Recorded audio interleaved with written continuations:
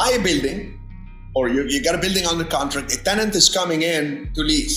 So the tenant is saying, we need some tenant improvement. That means we need the building to be improved for us as tenants. You need to change the floor, we need 2 new AC units, we need the kitchen hood changed, whatever, or we need cabinets because we're jewelers. Can you kick in $30,000? We have a lease for you for 5 years. It's all negotiable. So here's the formula.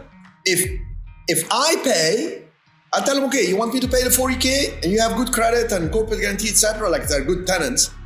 Okay, I will pay, but I'm going to increase your rent. The rent is no longer going to be $5,500 a month. It's going to have to be $6,300 a month because I'm going to amortize what I paid them with some return. Or if you pay, we're going to reduce the rent to X.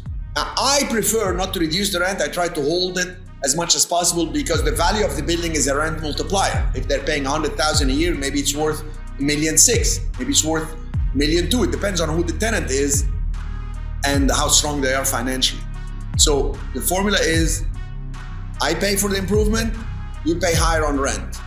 You pay for the improvement, I lower your rent. That's the happy medium of this negotiation for tenant improvements.